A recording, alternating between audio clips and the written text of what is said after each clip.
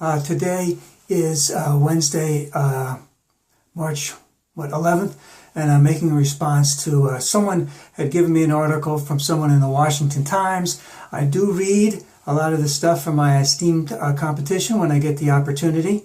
Someone recommended this to me.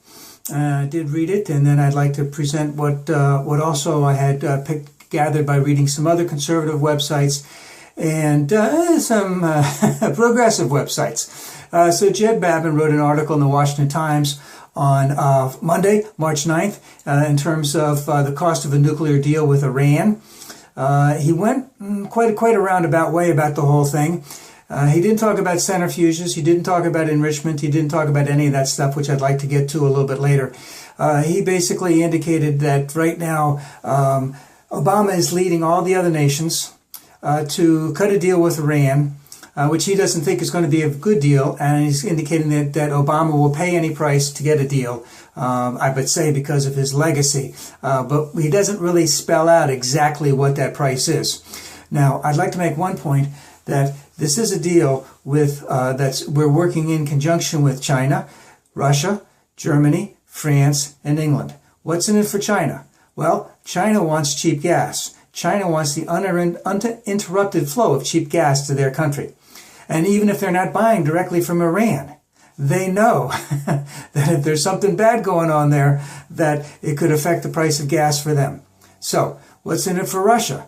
Well, Russia is a lot closer to Iran than the United States. And if Iran got the bomb, and people don't really like Iran, that it might cause some havoc in some of their stand countries. Or if it's used, it could affect them in some ways, and they might have a huge refugee problem and things like that. And Russia also wants to be a player on the world stage, and that's another reason why they're in there. Also, they are behind Syria, and this might be a counterbalance to Iran. I don't know all of their intentions, but, you know, Russia's there because they want to be a player, a big-time player. Of course, Germany, I remember before we went into Iraq, there was a lot of news in reference to where Iraq was getting a lot of their equipment for their nuclear, their weapons of mass destruction, which didn't exist. But, and a lot of that came from Germany. And of course, France and England, they have their own reasons. They're big arms sellers, and they want to keep selling arms. That's number one. And they want to have some influence also. They also need to have they also want to have low-priced oil. So just getting back to Germany for a second, when there were news reports before we went into Iraq that Germany had supplied a lot of the supposed nuclear stuff. Well, guess who was supplying a lot of the nuclear stuff to Iran at that time? Germany. So Germany's out of the game. There probably might have been some stuff from, Pakistan got most of their stuff from North Korea. So I'm not really sure. But let me go back. A quick point here is that we don't want a nuclear Iran in any way, shape, or form. Don't know what we would actually do if they did get one. We do know, as Hillary Clinton had said a number of years ago, that if Iran did get the bomb and they used it, that we would obliterate them. We'd wipe them off the face of the earth. We'd bomb them to smithereens, whatever you want to say. Right now, Benjamin Netanyahu said in 1991 that by 1999, Iran would have the bomb. So here it is, 24 years later from his original prediction, and 17 years later from when the time he said they'd have the bomb. They still don't have the bomb. But let's get back to Mr. Babbin's story. But the point is that there's an international group that's trying to keep Iran from getting the bomb. They all have their reasons to get the bomb, the reasons for him not to have the bomb. So to say that Obama will pay any price, I just don't really see the logic in all of that. Now, getting back to Mr. Babbin's story, he claims that in 2009, that there was some type of uprising in Iran. I do remember it. It wasn't a huge uprising. It wasn't like what went on in some of the other places in the Middle East later on. Now, Mr. Babbin indicated very clearly that might, have changed everything if Obama had spoken up in reference to that uprising in Iran, that everyone should go out and go against the mullahs or go against all the religious leaders in Iran. There's no indication that really would have happened. There's no indication that it was that big of an uprising, and there was no indication that Iran they do have a decent sized military, would even come remotely close to allowing that to happen. And let's just say that in 2009, President Obama had plenty of information as to whether or not it would have been advisable for him to speak up on that at the time. We have lots of satellites over Iran. We intercept a lot of their information. We know what's going on in Iran. And if there was a chance that by Obama speaking up, that there could have been an overthrow of the government in Iran, I think that would have happened. So, I mean, everyone's entitled to their own opinion, but I don't. It's just saying that it might have have overthrown the government if Obama had spoken up. I just don't see that really holds a lot of water. Now, the next thing Mr. Babbin gets into is, how would you say that? And I think this is the point of his whole story, is that by appeasing Iran and getting a deal with Iran on the nuclear weapons, we're losing Iraq. And he even references that someone said in 2004 that Iran's influence in Iraq was just astronomical and it would be bad, something like that. Now, I've known for 2004 that Iran has had a very high influence in Iraq, and they continue to have a high influence in Iraq. Remember, Iran is Sunni, and the majority people in Iran is Shia, and the majority of the population in Iraq is Shia. I believe it's 70% Shia in Iraq, 20% Sunni and 10% Kurd, something around that area. Predominantly Shia in Iran. And let's also remember another thing, that even though they had been at war, they're right next to each other.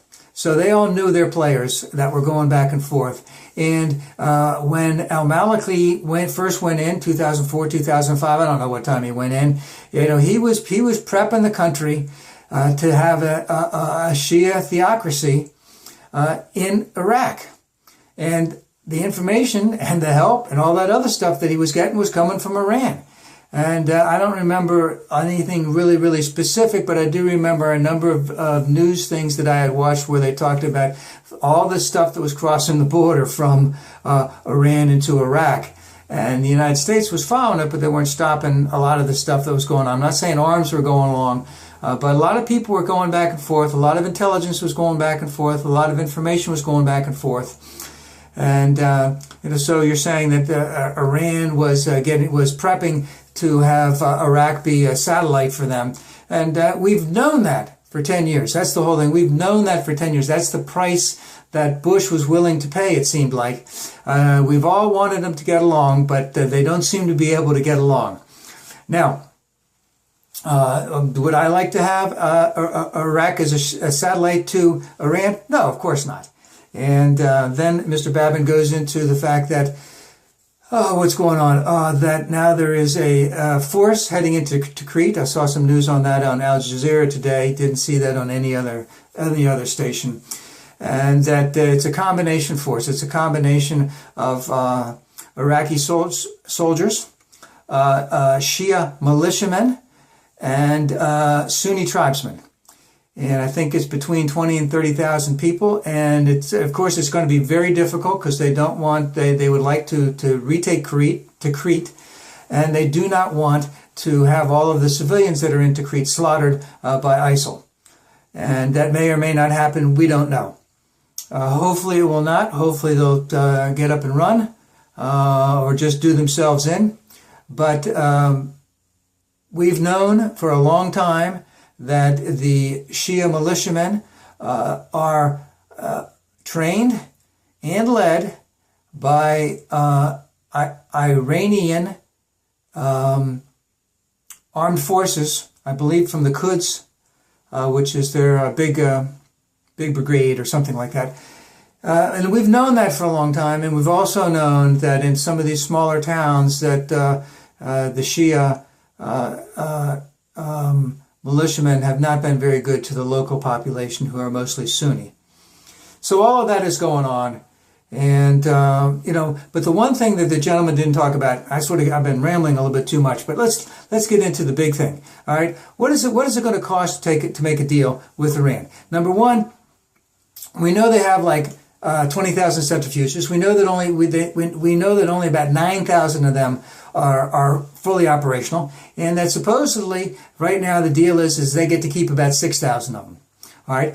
Now let's remember that those centrifuges, they need more of that to produce a military bomb, to produce an atomic bomb. But let's also remember that the enrichment capability that Iran has right now is for energy. It's not for bomb material. So the enrichment can only go to making energy. It really can't, meaning to like a nuclear power plant.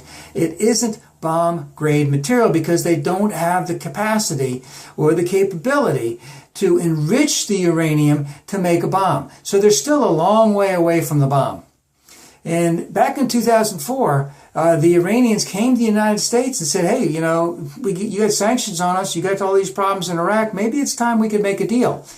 And the hardliners in the Bush administration, were saying, no, this country's going down under their own really quickly, meaning Iran. And of course, it didn't happen. So when we poo-pooed, meaning the United States poo-pooed that deal, guess what? They had to figure out a way to defend themselves, so they went out and got more. They were willing to settle for, let's say, having only 3,000 centrifuges going on for uranium enrichment.